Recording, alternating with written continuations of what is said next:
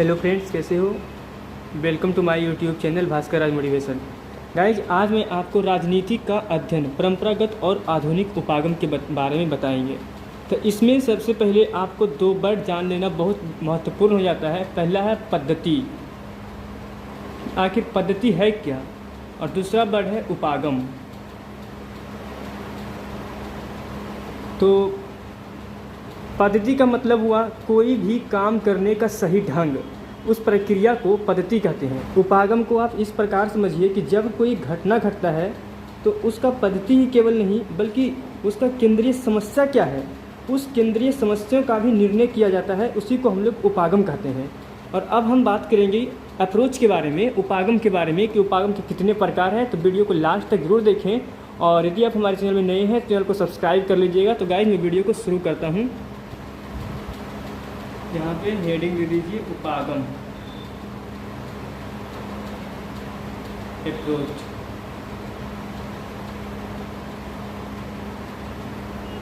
और इसको अप्रोच को दो वर्गों में बांटा गया है।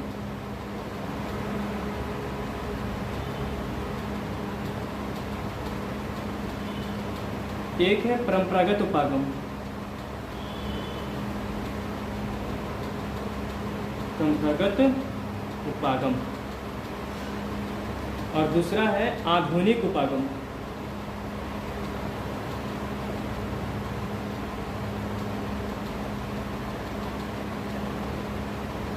परंपरागत उपागम का शुरुआत लगभग आज से 2500 वर्ष पहले शुरू हुई थी।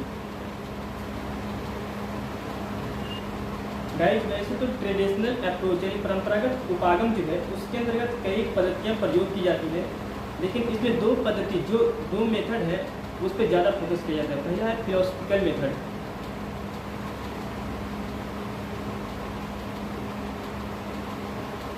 यानी दार्शनिक उपागम।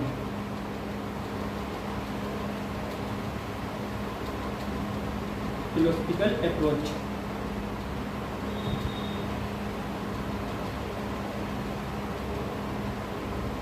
और दूसरा है अपना हिस्टोरिकल अप्रोच।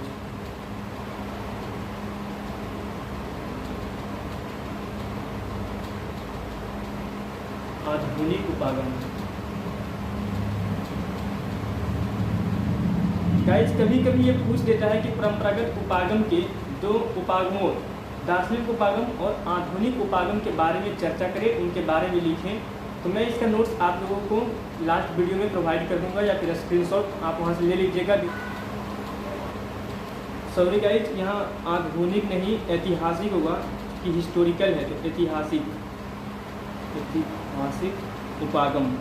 गाइस, आधुनिक उपागम जो है ये सेकेंड वर्ल्ड वार के बाद से शुरू हुआ, सेकेंड वर्ल्ड वार के बाद से, यानी कहें तो 20वीं शताब्दी में।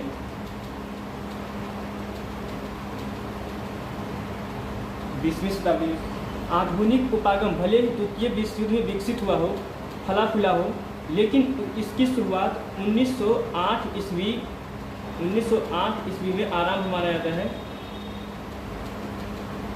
1908 ईस्वी में आरंभ, और ये साक्ष्य human nature in politics book से मिलती है। ह्यूमन नेचर इन पॉलिटिक्स, ये रचना है ग्रैहम बेल्स की।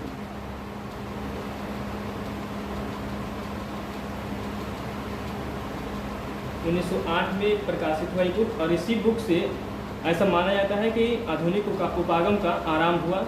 उस आधुनिक उपागम के बाद दो महत्वपूर्ण क्रांतियाँ हुई थी, उनको लिख ले, और वो दोनों ही एग्जाम में भी आई है। आधुनिक उपागम,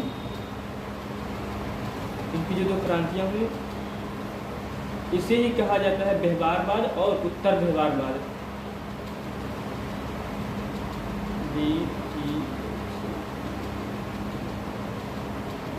बिहेवियरल और एक है पोस्ट बिहेवियरल।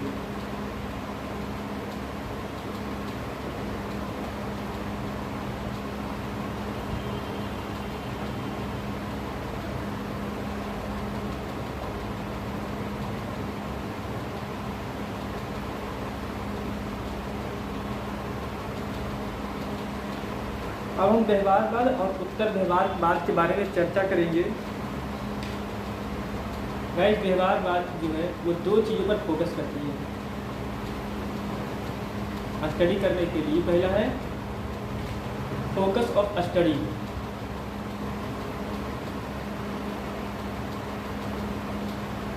और दूसरा मेथड ऑफ स्टडी।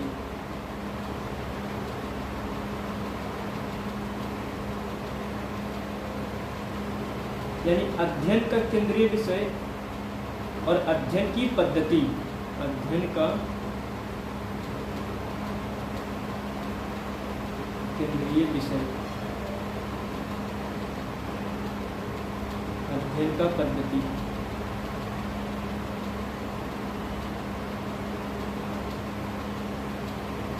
पहले समझ लें कि फोकस ऑफ स्टडी में कहना क्या चाहता है। गाइस, राजनीतिक में जितने भी संस्था है, कार्यपालिका, न्यायपालिका, विधायिका, संस्था, व्यवस्थापिका, इन सब के जो संस्था है, इन सब के बारे में अध्ययन ना करके हम उसमें काम कर रहे मंत्री, राजनीतिक दल, मतदाता और हित समूह, इन सब के बारे में अध्ययन करने पर फोकस करता है। तो इसको राइट डाउन कर लें।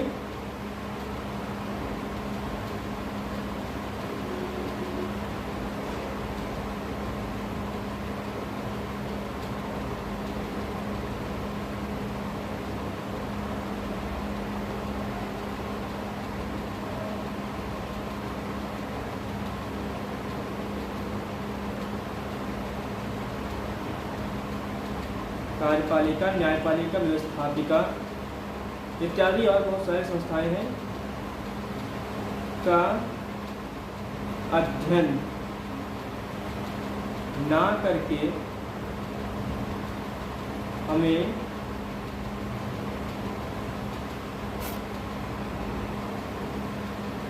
मंत्रियों, न्यायाधीशों,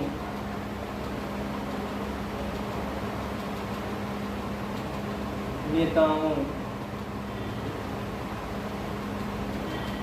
मतदाताओं, हित समूह, राजनीतिक दल,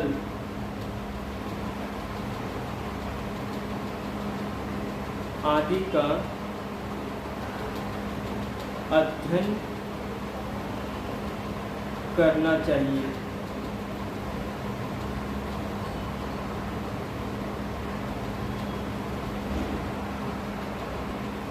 इससे कहने का तात्पर्य है कि कोई भी संस्था का अध्ययन हम कितना भी क्यों ना कर ले, हम अपने समाज को यदि बदलना चाहते हैं तो नेताओं, मतदाताओं, हित समूह इत्यादि लोगों का अध्ययन करना पड़ेगा।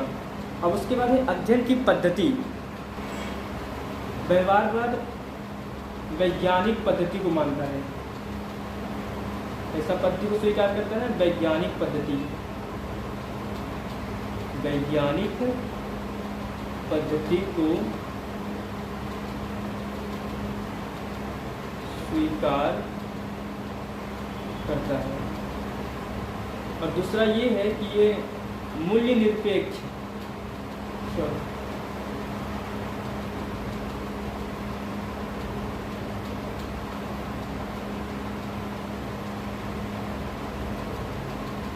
मूल्य निरपेक्ष उपागम का समर्थन है।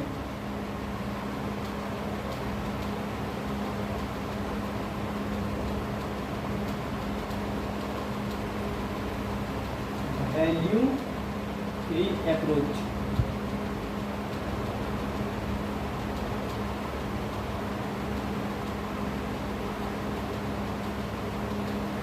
अध्ययन पद्धति का जो मुख्य फोकस किया ये क्या, प्रत्यक्षवाद पर। प्रत्यक्षवाद, प्रत्यक्षवाद कहने का मतलब है ये केवल उसी कथन को मानता है जिसका वैज्ञानिक पुष्टि हो। वैज्ञानिक पुष्टि हो। प्रत्यक्षवाद को भी दो वर्गों में बांटा गया है।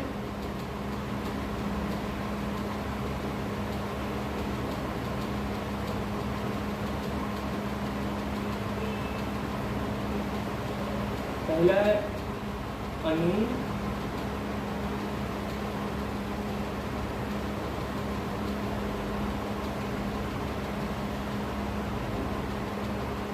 अनुभवमूलक कथन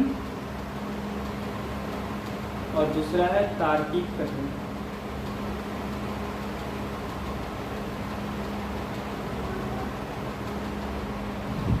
और इन दोनों में से तार्किक कथन पे व्यवहारवाद सबसे ज़्यादा फोकस करता है, उसको अधिक समर्थन करता है। प्रत्यक्षवाद के कारण ही व्यवहारवाद जो है ये प्रत्यक्षवाद को मानता है। यही कारण ये फिलॉसफी में जो मेटाफिजिक्स पढ़ने का है, फिलॉसफी में मेटाफिजिक्स यानी तत्व मीमांसा, उसका खंडन करता है।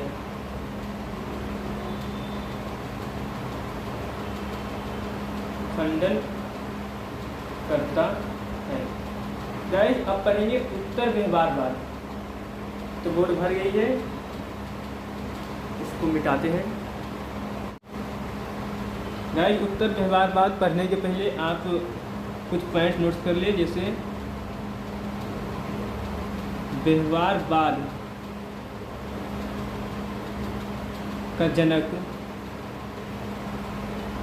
डेविड स्टन को माना जाता है। डेविड स्टन को माना जाता है। गाइस डेविड स्टन के अनुसार, डेविड स्टन के अनुसार व्यवहारवाद के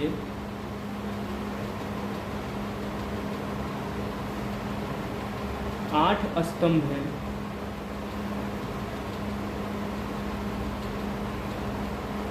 स्तंभ व्यवहारवाद उपागम के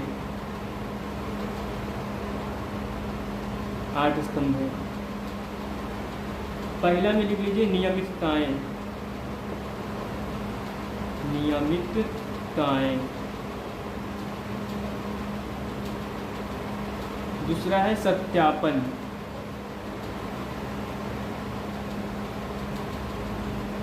तीसरा है तकनीकी। चौथा परिमाणीकरण।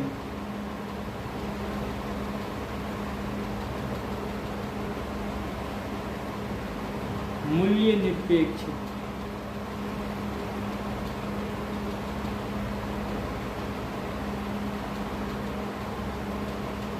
छठा है व्यवस्थापन।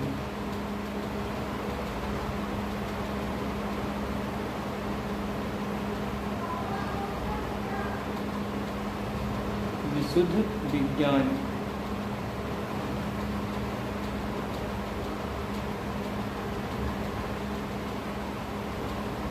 एकीकरण। गाइस ये 8 पिलर है जो डेविड स्टन ने दिया था व्यवहारवाद उपागम के लिए। गाइस वीडियो अधिक लंबा हो जाएगा, इसलिए मैं इसको यहीं तक ख़त्म कर रहा हूँ। और उससे पहले दार्शनिक उपागम और ऐतिहासिक उपागम ये दोनों का नोट्स मैं पेज यूट्यूब पर प्रोवाइड कर दूँगा, इसको स्क्रीनशॉट करके आप लिख सकते हैं। और मैं अगले वीडियो में पोस्ट बिहेवियरलिज्म यानी उत्तर व्यवहारवाद के साथ मिलते हैं। उत्तर व्यवहारवाद के बारे में बताएंगे आखिर वो क्या कहना चाहता है। और उससे पहले व्यवहारवाद के कुछ और पॉइंट्स लिखनी है, इसकी विशेषताएं, इसकी आलोचना।